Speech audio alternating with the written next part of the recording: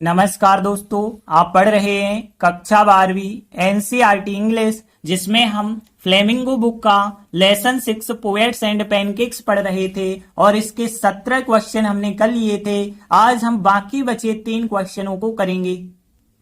18वां question ये करेंगे, 19वां question ये करेंगे और ये क्वेश्चन सबसे ज्यादा इंपॉर्टेंट क्वेश्चन होगा इस चैप्टर का। और 20वां क्वेश्चन ये करेंगे, तो ध्यान से समझना। तो देखिए 18वां क्वेश्चन क्या है।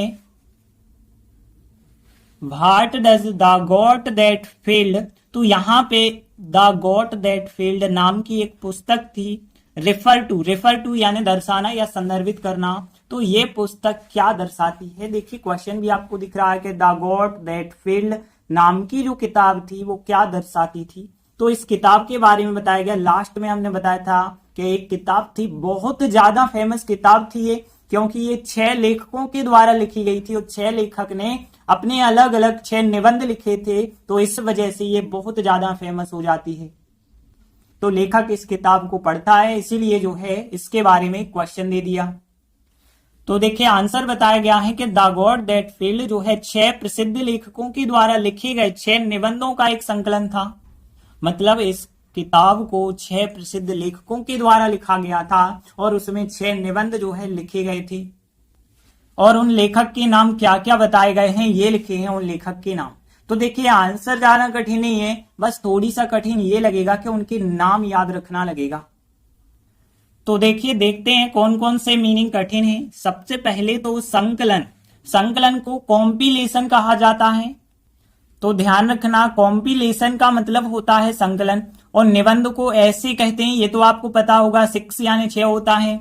और रिटन, रिटन मतलब लिखे गए। और फिर प्रसिद्ध के लिए देखिए एक तो फेमस होता है, फेमस का सेम मीनिंग है, ध्यान रखना। एमिनेंट, ध्यान रखना, एमिनेंट का मतलब होता है प्रसिद्ध। ये फेमस का सेम मीनिंग है, इसकी जगह चाहे तो आप फेमस लिख सकते हैं। तो फेमस या फिर एमिनेंट, और लेखक को राइटर्स, और फिर ये किताब का नाम है। और फिर जिनके नेम, तो यहां पे देखिए नेमली का मतलब होता है जिनके नाम। तो नेमली आप ध्यान रखेंगे, तो जिनके नाम के लिए लिखा गया है नेमली। तो देखिए आंसर बनाते हैं, फिर कैसे बनाएंगे। देखिए द गॉट दैट फील्ड लिखा, फिर इसके बाद था का मतलब है पास्ट टेंस, तो वाज सहायक क्रिया लगाएंगे। सब्जेक्ट वाज सहायक क्रिया, और फिर एक संकलन, संकलन को कॉम्पिलेशन बताया हमने। तो आ कॉम्पिलेशन यानी एक संकलन था। ऑफ मतलब का, ऑफ मतलब का, और 6 निबंधों का यानी 6 एसेज यानी 6 निबंधों का। और फिर जो कि रिटन यानी लिखे गए थे, रिटन यानी लिखे गए थे, बाय मतलब के द्वारा लिखे गए थे। और फिर 6 एमिनेंट राइटर्स, 6 यानी 6, एमिनेंट यानी प्रसिद्ध, राइटर्स यानी लेखक।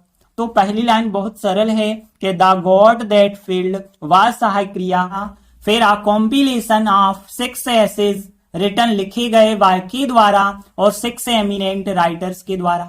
फिर इसके बाद देखिए जिनके नाम, यानी कि हमने बताया नेमली यानी जिनके नाम। और फिर क्या क्या थे उनके नाम, एक तो आंद्रे ग्रिड, एक तो रिचर्ड राइट, और एक तो इग्नाजो या साइलोन हो गया, और एक ऑर्थर कोस्टलर हो गया, और फिर एक तो हो गए लुइस फिशर हो गए, एंड और फिर एक स्टीफेन स्पेंडर हो गए। तो देखिए नाम लिखने हैं, नाम की स्पेलिंग बस अच्छे से याद कर लेना, बाकी कोई प्रॉब्लम नहीं होगी। तो एक बार पूरा आंसर रिपीट कर लेते हैं। द गॉट दैट फील्ड, फिर बाद सहायक क्रिया, a compilation of 6 essays written by 6 eminent writers, और फिर नेमली, और फिर नाम लिख देते हैं जो जो नाम दिए गए। तो आंद्रे ग्रेड, रिचर्ड राइट, और इग्नाजियो साइलोन, और आर्थर कोस्टलर हो गया, और फिर Louis Fischer and Stephen Spender हो गया।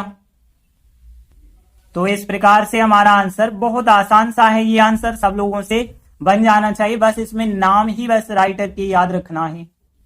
इसके बाद अगला 19वां क्वेश्चन सबसे मोस्ट इंपोर्टेंट क्वेश्चन है, ध्यान से समझना। Why was Kothamangalam Subbu considered, considered यानी माना जाता है।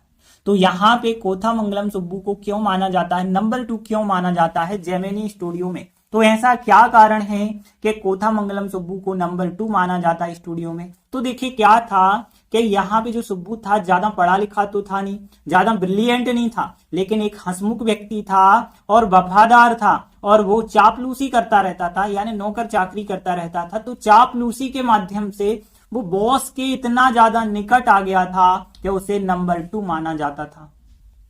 तो देखिए आंसर बताया गया है कि कोथामंगलम सुब्बू जो था चापलूसी के माध्यम से बॉस के सबसे ज्यादा करीब स्थान हासिल करने में सफल हो गया था।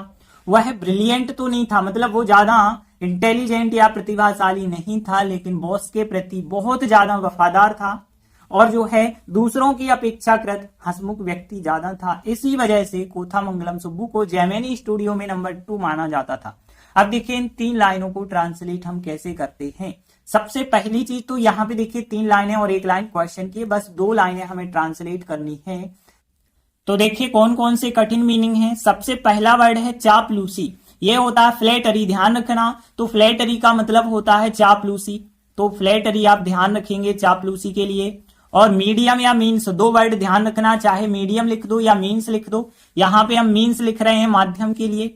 और फिर जो है सबसे ज्यादा करीबी, ये होता है सबसे ज्यादा करीबी, क्लोजेस्ट। देखिए क्लोज होता है ना नजदीक, तो यहाँ पे क्लोजेस्ट जो होता है इसका सुपरलेटिव फॉर्म क्लोजेस्ट, यानी सबसे ज्यादा करीबी।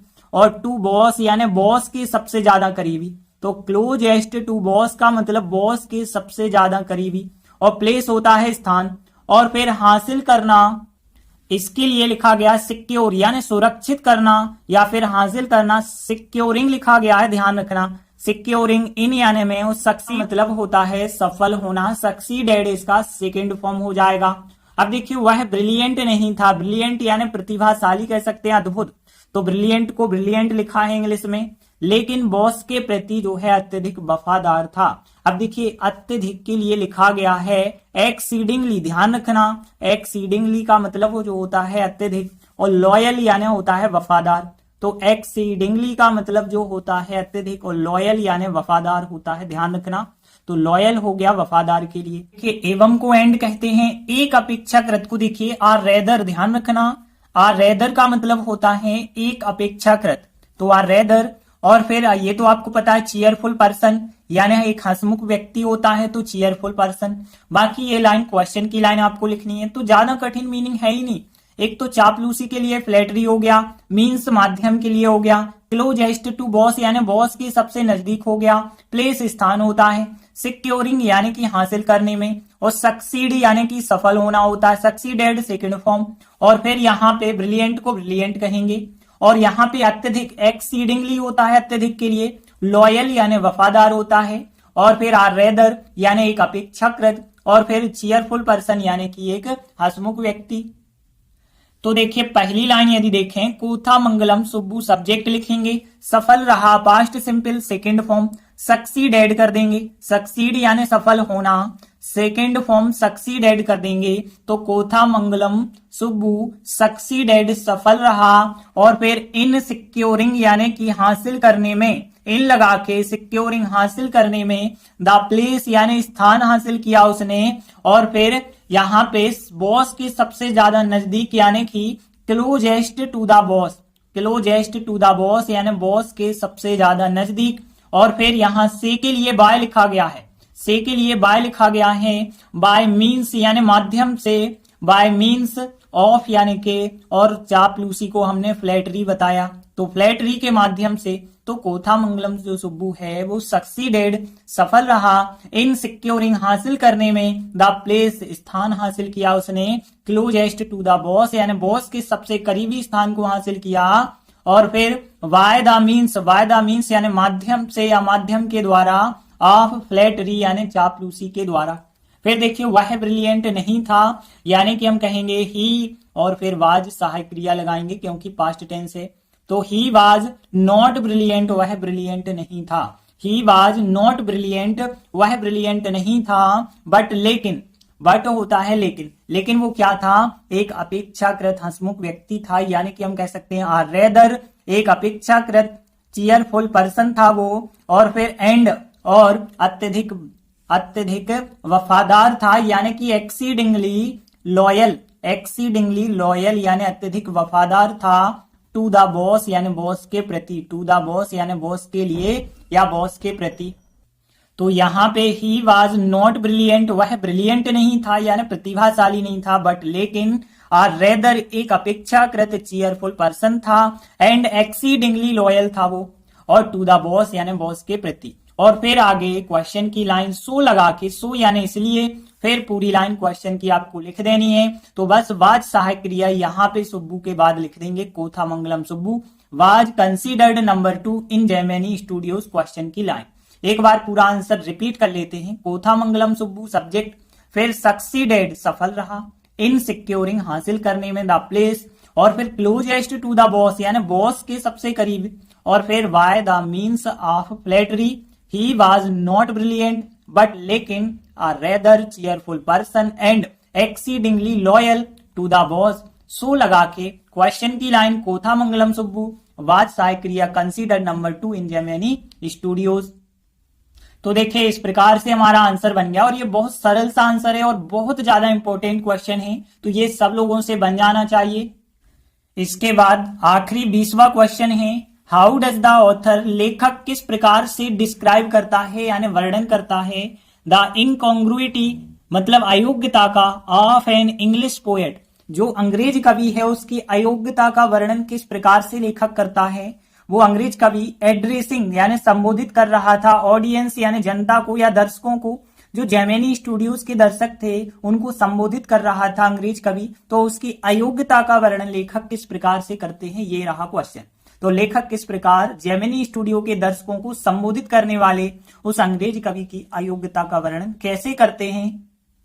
तो देखिए हमने आपको बताया था कि जब अंग्रेज कवि आता है तो वो दर्शकों को संबोधित करता है, लेकिन यहाँ पे ज्यादातर वहां के लोग जो थे तमिल भाषा बोलने वाले लोग थे, तो किसी को समझ नहीं आता है कि वो क्या कह रहे हैं, क्योंकि वो अंग्रेज कवि जो था वो उन्हें एक अंग्रेजी में संबोधित कर रहा था और एक अजीब लहजे के साथ संबोधित कर रहा था। तो देखिए आंसर बताया गया कि जेमिनी स्टूडियो के ज्यादातर जो लोग थे वो तमिल बोलने वाले थे और अंग्रेज कवि एक अजीब लहजे के साथ अंग्रेजी में उन्हें संबोधित कर रहा था। अब देखिए वह क्या बता रहा था, तो वह जो है एक अंग्रेज कवि थे, उनका रोमांच और घोर श्रम के बारे में बात कर रहे थे, लेकिन ये दर्शक जो थे बिल्कुल शांत और स्तब्ध थे, वे समझ नहीं सकते थे कि वो क्या कह रहा है, और यही जब उन्हें समझ नहीं आ रहा था दर्शकों को, तो यही तो अंग्रेज कवि की अयोग्यता थी। तो देखिए ज्यादा कठिन आंसर नहीं है, सबसे पहले हम इनके मीनिंग देख लेते हैं। तो देखिए यहाँ पे अधिकांश के लिए हम पढ़ चुके हैं, मोस्ट ऑफ कहते हैं, तो most of people at Gemini studios यानी जेमिनी स्टूडियो के अधिकांश लोग, और तमिल को तमिल लिखा था, बोलने वाले यानी स्पीकर्स लिखा था, ये आप पढ़ चुके हैं। एंड अंग्रेज कवि यानी कि इंग्लिश पोएट कहेंगे, एक अजीब लहजे को हम पढ़ चुके हैं।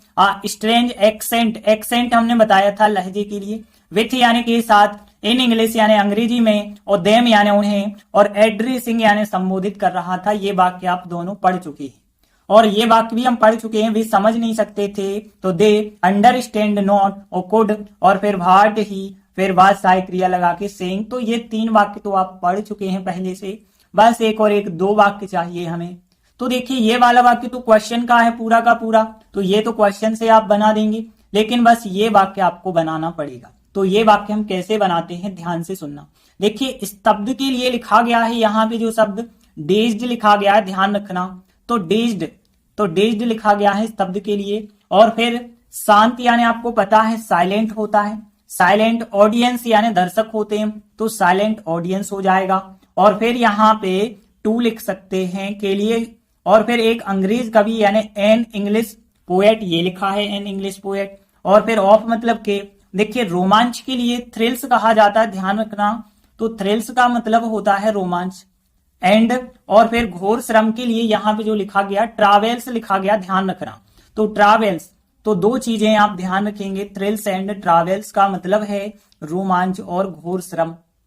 और फिर के बारे में तो आपको पता है अबाउट होता है के बारे में, और टॉक यानी बात करना होता है, टॉकिंग यानी बात कर रहे थे। तो देखिए बहुत सरल है, 2-3 वर्ड हैं, एक तो डेज्ड हो गया, यहाँ साइलेंट ऑडियंस हो गई, और फिर यहाँ पे रोमांच एंड घोर श्रम के लिए क्या लिखा गया, थ्रिल्स एंड ट्रेवल्स लिखा गया। बस बाकी सभी वर्ड सरल से हैं। तो देखिए ये लाइन आप पढ़ चुके हैं ना, most of people at Gemini studios.